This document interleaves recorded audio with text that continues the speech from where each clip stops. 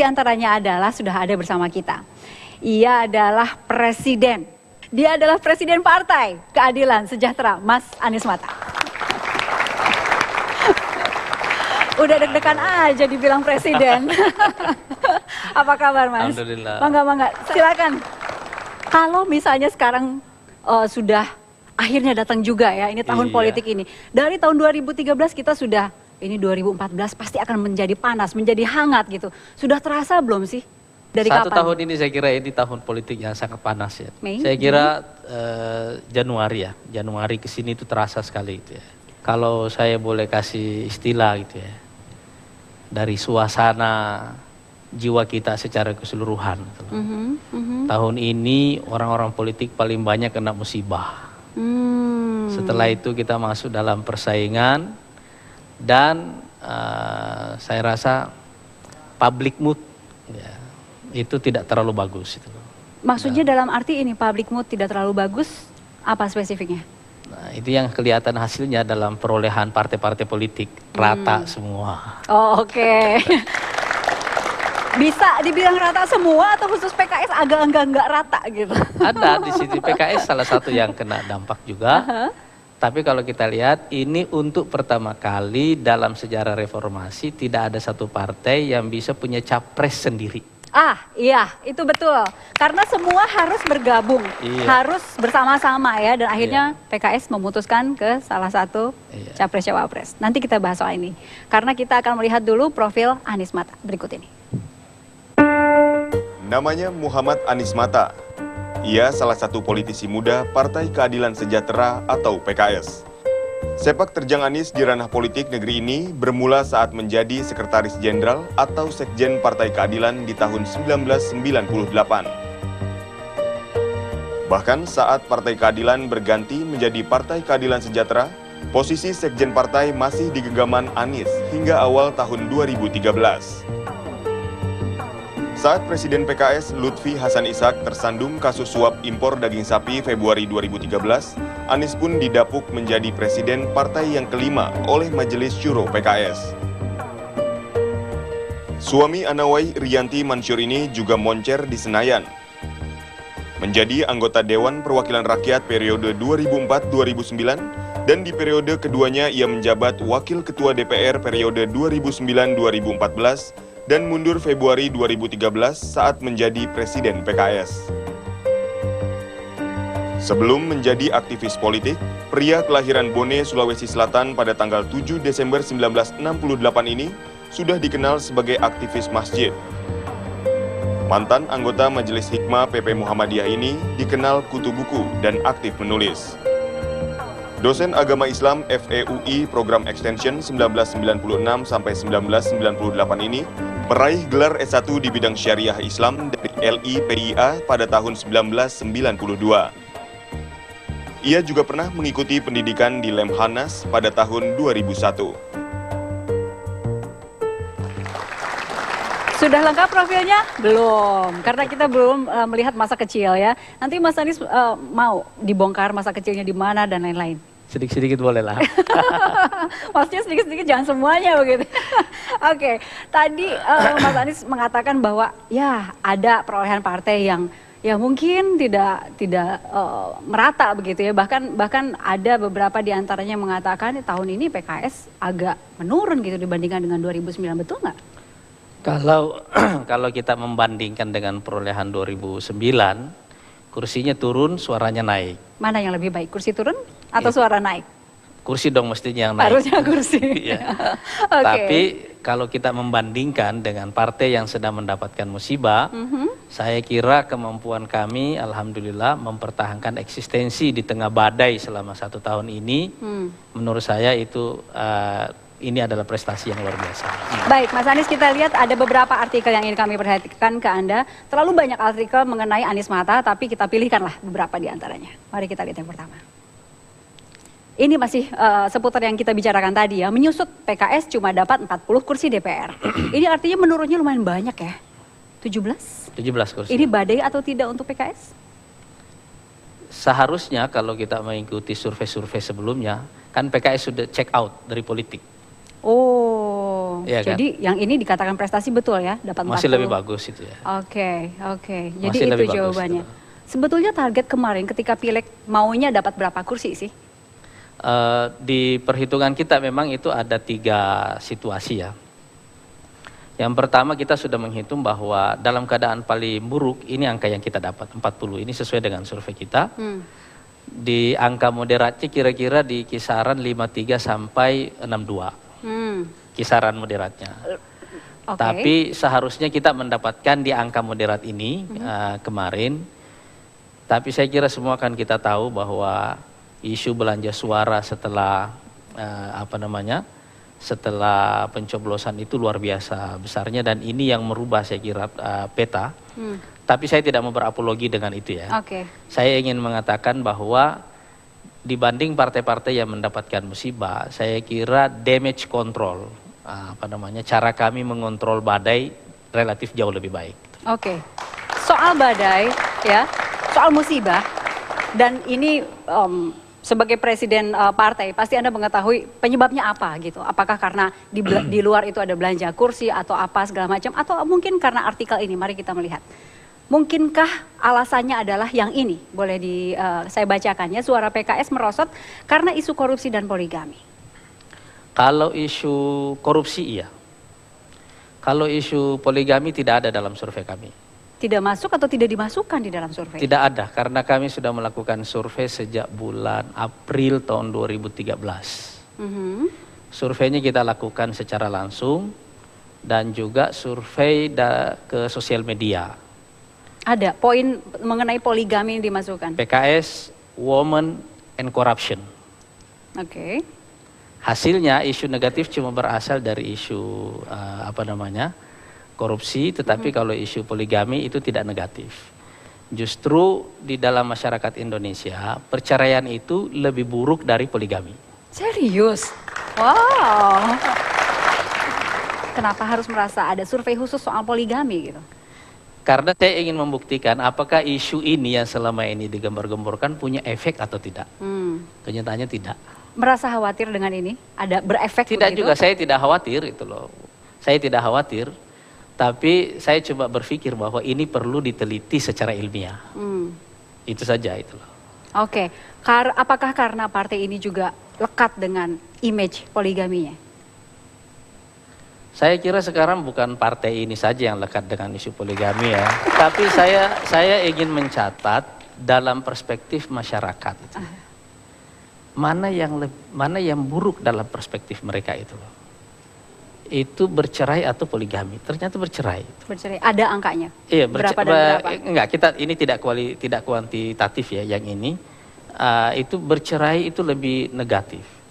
Poligami itu dia menjadi negatif kalau kalau disembunyikan. Atau yang kedua terlalu terlalu dipamer, terlalu provokatif. Kalau dijalani secara natural biasa saja begitu ya, katakanlah dijalani sebagai pilihan pribadi dan sebagai takdir kita, itu umumnya tidak terlalu berpengaruh. Baik, ini saya tidak akan masuk terlalu jauh mengenai itu karena itu ranah pribadi, betul. Sudah cukup terjawab ya. Saya harus bilang bahwa Pak ARB mengambil keputusan yang luar keadilan waktu masih disebut sebagai kelompok tarbiyah gitu ya. Tidak ada isu-isu yang terkait dengan itu. Yang ada itu begini, ini ada komunitas kelompok aktivis dakwah. Bergerak di kampus-kampus selama ini, tiba-tiba reformasi datang dan mereka pindah jadi partai politik. Partai politik ini punya sifat organisasi yang berbeda, tuntutannya juga beda-beda, iya kan? Nah, sifat partai sifat sebagai organisasi dakwah ini juga beda-beda. Jadi ini kalau mau digabung, ini tidak gampang penggabungannya. Nah, proses penggabungan ini itu melahirkan ketegangan. Ini melahirkan ketegangan, pasti saya mengerti dengan baik itu. Karena itu saya menulis pengantar di bukunya Pak Burhanuddin Muhtadi. Yang terjadi ini bukan faksi keadilan, faksi kesejahteraan. Yang terjadi ini orang-orang sedang belajar responnya terhadap situasi yang beda-beda. Sudah cukup terjawab ya. Berapa sih mahar? Apa? Maharnya berapa? Gak ada.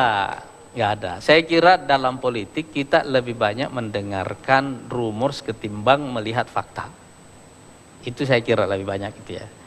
Alhamdulillah saya rasa koalisi ini kompak ya. Oke. Dan saya kira Anda bisa merasakan aura kekompakannya itu ya. Biasanya kekompakan seperti ini lebih karena ada orang yang mampu menjadi unsur sebagai pembangun tim. Oke, Team siapa di builder. sini dalam hal ini pembangun timnya? Saya harus mengatakannya, Pak Prabowo hebat dalam hal itu.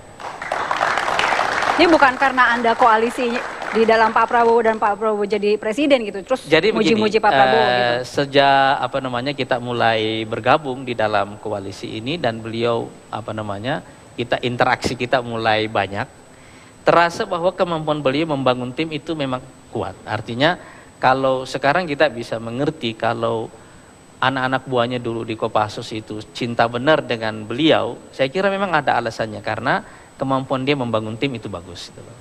Oke. Dan saya kira ini yang bisa membuat, ini kan kalau Anda lihat koalisi yang sekarang ini kan adalah koalisi yang sama dengan yang sekarang dengan Pak SBY, -1+1, minus PKB plus Gerindra. Cuma newcomer ini langsung jadi leader, ya kan? Tapi bisa diterima. Dan yang menarik dalam hal ini menurut saya adalah Golkar. Bisa tidak dapat posisi capres, bisa tidak dapat posisi cawapres. Menariknya? Tapi mau bergabung, padahal dia partai nomor 2. Saya harus bilang bahwa Pak ARB mengambil keputusan yang luar biasa. Dalam pengertian begini, ini ada kelapangan dada, ada kerendahan hati, dan saya kira kan seperti Demokrat kan dia bisa memilih untuk netral. Iya kan? Misalnya Golkar merasa bahwa dia tidak punya kartu yang cukup untuk ikut Pilpres misalnya, dia kan juga bisa memilih kalau sekedar mempertahankan gengsi untuk juga netral, iya kan? Tapi dia memilih bergabung, memilih partai yang nomornya 3, yaitu Gerindra. Dengan kerendahan hati, dengan kelapangan dada, apalagi pakai istikhara. Saya harus mengencungkan jempol buat Pak Ical. Baik. Sebelum memutuskan koalisi dengan yang ini, kenapa nggak yang sana? Apa gitu? Itu yang membuat Anda yakin bergabung dengan koalisi yang ini? Anda kalau melihat PKS itu, lihat dulu mekanismenya.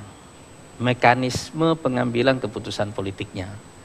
Jadi begitu selesai pencoblosan, kita memulai komunikasi politik dengan berbagai pihak. Oke. Ya kan? Setelah itu hasil komunikasi politik ini dibawa ke dalam Majelis Syuro, diceritakan kepada mereka semuanya komunikasi politiknya. Ustadz Helmi bertemu dengan Pak Abu Rizal Bakri, bertemu dengan Pak Prabowo juga, bertemu dengan banyak pihak. Saya juga bertemu dengan Pak Prabowo, bertemu dengan Pak Abu Rizal Bakri, bertemu dengan Pak Wiranto, banyak pihak kita saling bertemu berkomunikasi. Hasil komunikasi ini semuanya kita bawa. Kok dengan Ibu Mega nggak disebut? Bagaimana? Dengan Ibu Mega nggak disebut? Sebenarnya kita juga ingin berkomunikasi, tapi sampai kita mengambil keputusan itu tidak terjadi komunikasi. Memang ada tutup pintu gitu atau dari PKS yang tutup pintu masa atau? sesama anak bangsa pakai tutup pintu, janganlah. Kenapa tidak terjadi komunikasi? Karena kan komunikasi di antara partai politik sudah biasa sebenarnya. Saya kira nggak sempat aja ya. Kalau Jokowi kan PKS kan mendukung beliau di Solo sebagai wali kota. Dulu Pak Hidayat kampanye buat beliau. Karena itu saya mengatakan begini, waktu kita memutuskan mendukung Pak Prabowo, kita tidak sedang mengatakan Pak Prabowo ini lebih baik dari Jokowi. Yang kita katakan bahwa Pak Prabowo lebih tepat memimpin Indonesia sekarang. Lebih tepat? Kenapa dia tepat? Begini, saya bilang. Satu, Indonesia ini kita sekarang sedang akan mengakhiri transisi. Iya kan? Nah, kita perlu orang yang mengkombinasikan dua hal, dan ini jarang terjadi. Seorang demokrat sejati, tapi seorang yang juga direktif, decisive gitu ya, kuat kepribadiannya. Itu sebabnya akhirnya menjatuhkan pilihan pada koalisi ini ya. Pak Jokowi, Pak JK secara pribadi-pribadi, orang-orang semuanya bisa baik secara personal gitu loh. Ya? Boleh. Ada slide berikutnya. Dukung Prabowo, PKS janji tak mau jadi anak nakal. Tahu kan maksudnya? Koalisi dengan yang sekarang kan banyak yang menyebut PKS ini anak nakal, ini menarik, balelo gitu. Ini menarik gitu ya. Saya juga cerita sama Pak Prabowo. Saya kira dalam komunikasi Ustadz Helmi juga menceritakan ini ke Pak Prabowo gitu ya. Jadi begini, kita menceritakan apa yang terjadi sebenarnya dengan koalisi yang sekarang. Koalisi yang sekarang ini kan sama saja dengan koalisi yang sekarang sedang kita bangun kan. Kurang lebih sama. Anggotanya itu juga kan gitu ya. Persoalannya di mana? Komunikasi. Komunikasi dengan pemimpin. Komunikasi di dalam koalisi itu. Oke. Komunikasi dalam koalisi itu. Kenapa ada masalah komunikasi? Karena ini masalah perlakuan. Jadi kita misalnya dalam kasus Senturi misalnya begitu ya. Kita sudah mengajukan jauh sebelum kasus ini meledak di DPR bahwa ini akan ada masalah begini. Minta petunjuk Pak Presiden bagaimana, ya kan? Kita buka masalah ini dari awal. Tapi ini tidak dibicarakan secara serius. Tiba-tiba ketika partai-partai sudah mengambil sikap, iya kan?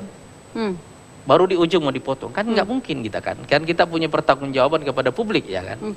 Jadi maksud saya adalah masalah-masalah strategis itu seharusnya dibicarakan. Kenapa? Karena semua resiko dari keputusan itu kita tanggung bersama, iya kan? Dan itu yang tidak terjadi dalam koalisi ini. Jadi kita bilang sama Mas Bo, bagaimana Anda akan menyelesaikan persoalan komunikasi ini? Nah, beliau ada konsep di surat yang beliau kirim ke PKS. Beliau bilang kita akan membuat yang namanya Dewan Strategi.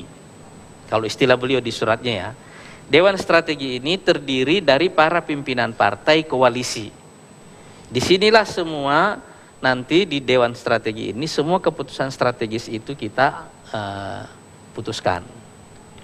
Dan memang kita melihat bahwa ada keterbukaan, misalnya kemarin waktu penetapan cawapres ya. Setelah koalisinya fix, kita berempat, karena Golkar waktu itu belum gabung, jadi cuma kita berempat yang menetapkan, rapat kita berempat. Pak Prabowo mengatakan, ini logika saya dalam menetapkan wakil, menurut Anda bagaimana? Masuk akal. Apa bedanya nanti Dewan Strategi dengan Setgap? Sebenarnya sama.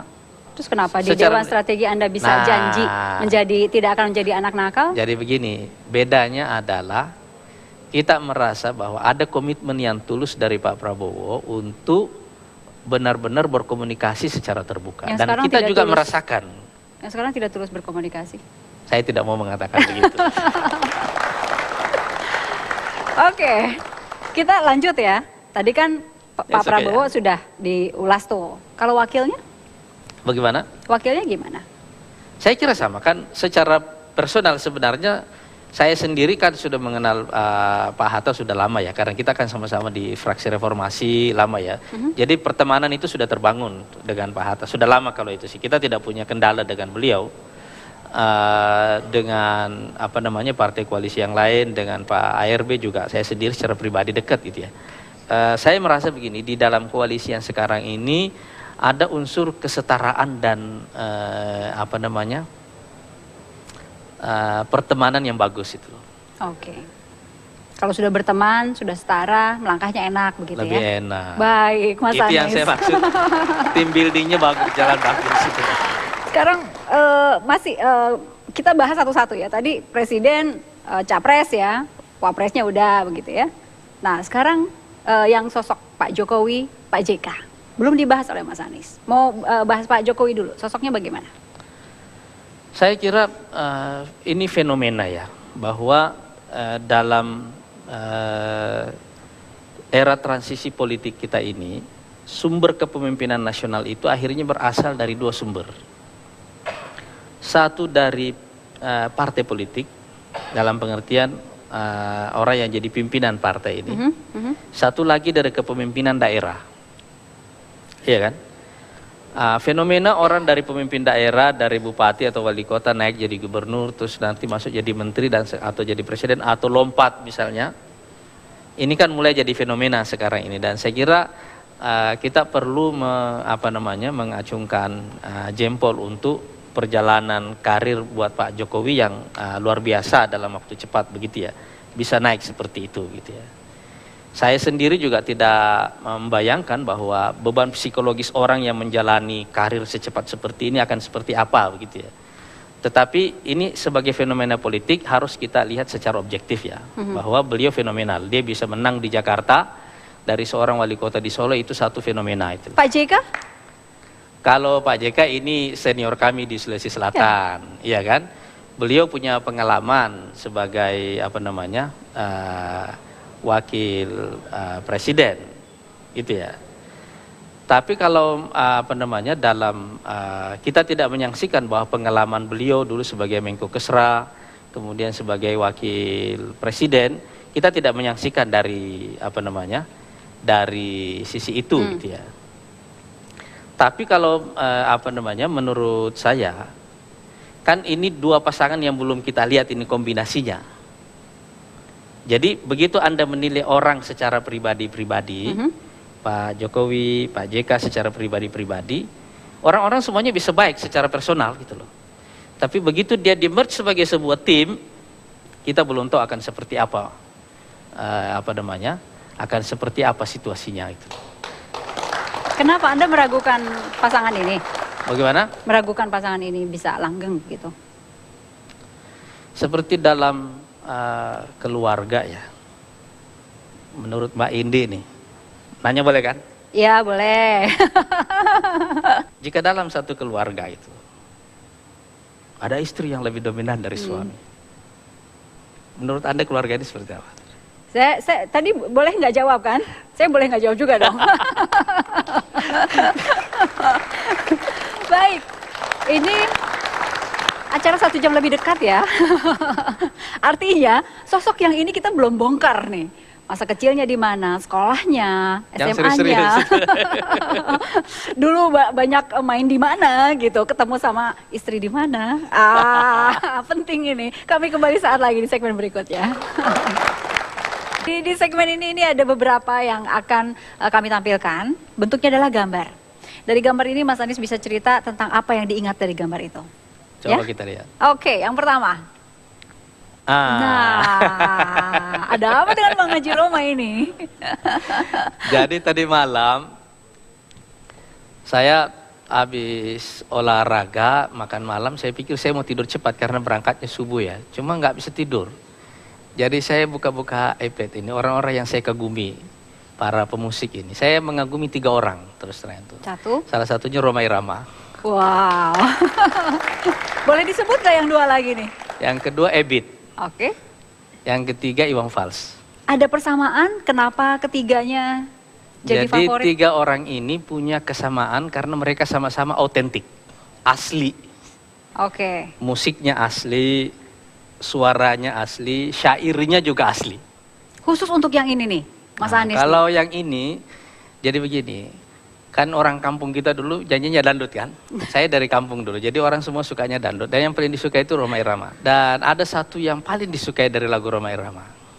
Judulnya kalau saya nggak salah itu Kerudung Putih. Oke. Sedikit-sedikit. Boleh untuk mengingatkan ini yang sedang nonton di sini nih. Saya sudah tidak tahu. Masa idolanya Rhoma Irama nggak berani nyanyi? Kan ada di balik kerudung.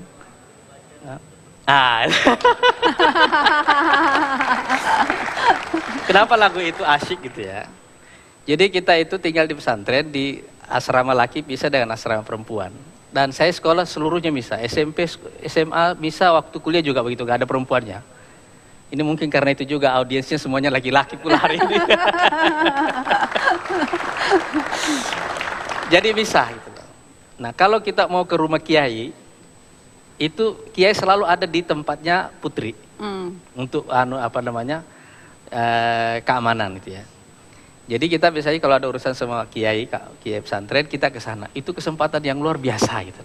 Atau alasannya dicari-cari itu perlu terus gitu ya. Lewat di depan asrama putri dan dulu kan lihat muka aja itu luar biasa gitu. Muka apa nih maksudnya? Wajah orang, kan kita nggak pernah lihat itu ya. Oke. Jadi kalau satu kali kita berpapasan dengan siswi di pesantren itu peristiwa yang luar biasa. Itu. Nah lagu ini itu menceritakan itu kira-kira. Tunggu. Waktu itu yang diincar ada nggak sih salah satu gitu? Ada dong. Mau diteruskan apa enggak pertanyaannya nih? Tapi kita langsung lihat ke gambar berikutnya nih Mas Anies. Ini adalah anak-anak yang lompat dari dermaga ini. Ini masa kecil saya seperti ini persis. Persis Seperti ini. dengan pakaian renang seperti ini. Kadang-kadang telanjang juga kita. Jadi Oke. Jadi waktu kecil saya hidup di 2 tempat, semuanya di dekat air. Satu di kampung, saya di Bone di Sulawesi Selatan, itu kira-kira 10-20 meter di belakang rumah saya sudah sungai. Sungainya besar. Ya. Yang lainnya saya di Tual, Maluku Tenggara, itu laut.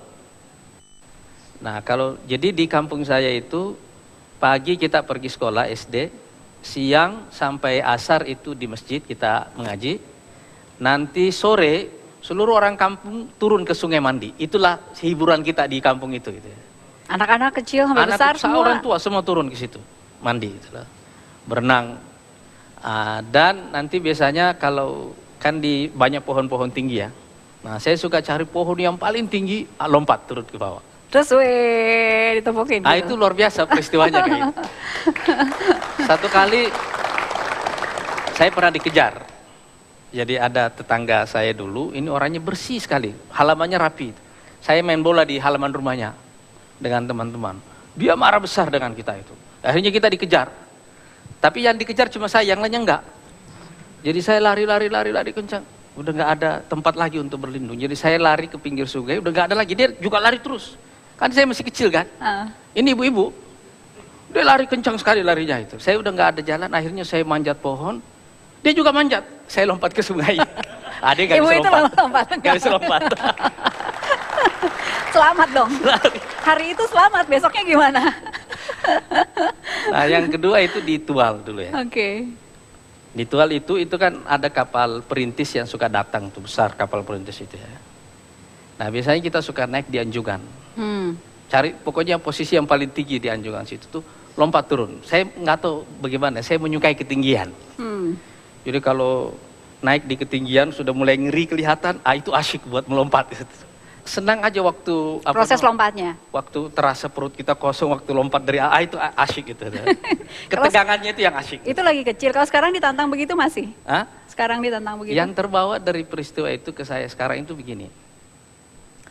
Jadi dulu kalau kita mau melompat dan mulai lihat ke bawah itu kan tinggi ya. Tahu apa yang kita lakukan? Tutup mata, lompat. Terjadilah apa yang terjadi. Saya bawa itu sekarang ketika saya menghadapi situasi keras itu. Dalam 1 tahun ini misalnya, saya merasakan manfaat dari itu. Semua resiko besar, kita nggak tahu apa kita mampu atau enggak. Tapi begitu kita merasa bahwa kita nggak punya pilihan, tutup mata, go ahead, maju. Terjadilah apa yang terjadi. Baik. Kita langsung lompat ke gambar berikutnya. Nasi disiram kecap. Kalau nasi kecap ini makanan hari-hari 6 tahun kita makan begini tiap hari. Tapi ini nasinya bagus ini, kita nasinya dulu begini-begini nih, yang keras. Waktu di mana, zaman kapan? Di pesantren. Jadi saya tidak bisa lupa ini peristiwa itu. Hidup di pesantren itu hidup yang sangat keras itu ya. Saya kira ini penderitaan yang direncanakan itu. Hidup di pesantren itu ya. Jadi pagi-pagi kita pergi ke dapur, pertama kali saya masuk itu, umur saya 11 tahun itu ya.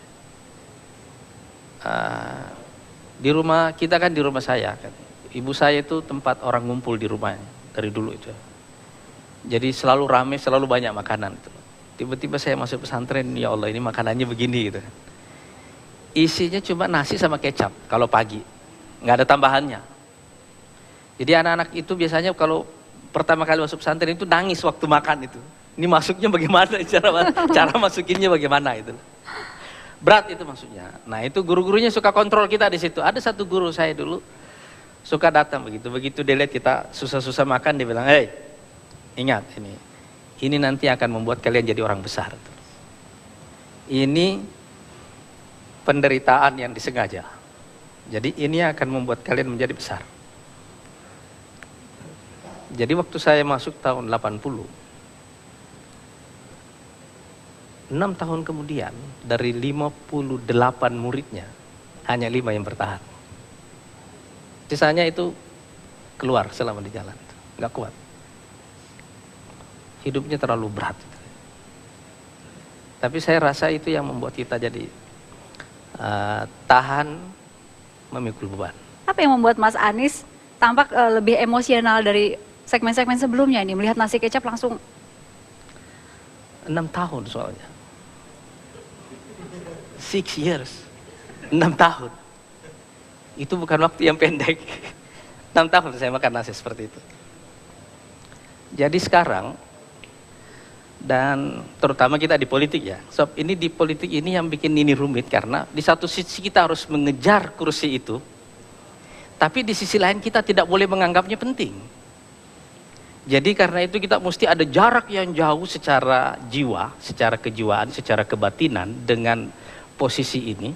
Tapi di satu sisi yang lain kita mesti sangat dekat karena kita mesti terus merebutnya. Iya kan? Nah ini kan bukan persoalan yang gampang gitu. Saya belajar satu hal dalam hidup saya untuk menjaga emosi, menjaga jiwa dengan jabatan-jabatan seperti ini. Jadi waktu saya mundur dari wakil ketua DPR, saya pikir ini waktu yang baik untuk naik turun, dan ini nggak ada urusannya dengan kehormatan. Ini murni adalah tuntutan dari satu perjalanan hidup. Saya nasi kecap itu tadi, saya mengingatnya karena itu awal kali saya belajar memikul beban. Baik.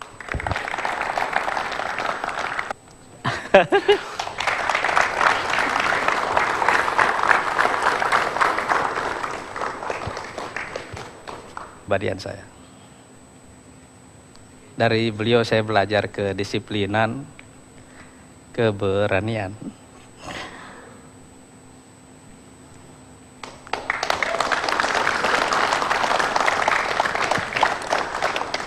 Boleh, silakan duduk. Makasih. Jadi waktu itu sempat protes, Pak Kiai. Kaget nggak? Ada murid gitu ya datang dan kemudian protes kepada Saya Anda tidak waktu pernah itu. kaget. Karena memang saya didik untuk begitu. Saya menginginkan seorang murid saya lebih baik dari saya. Supaya lebih baik dari saya, dia harus berani melawan saya. Dan harus kalahkan saya. Sebelum mengalahkan, tetap kamu murid. Kalau sudah kalahkan, boleh kamu jadi guru saya.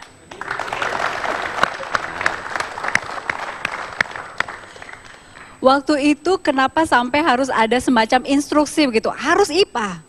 Oh iya. Itu waktu saya ada di Bogor. Di Cimanggis. Mengikuti pendidikan. Lantas beliau dengan teman-temannya, dia ingin kalau menjadi orang syariah. Jadi datanglah ke istri saya, minta alamat saya. Maksudnya mau keberatan, mau demo. Nah, jadi istri saya tegas juga. Kamu jangan ganggu suami saya selama dalam pendidikan. Tunggu, kalau datang pasti kamu dilayani. Jadi begitu saya pulang, saya langsung ke masjid. Di masjid saya menjelaskan maunya. Kan nampaknya dia juru bicara ini.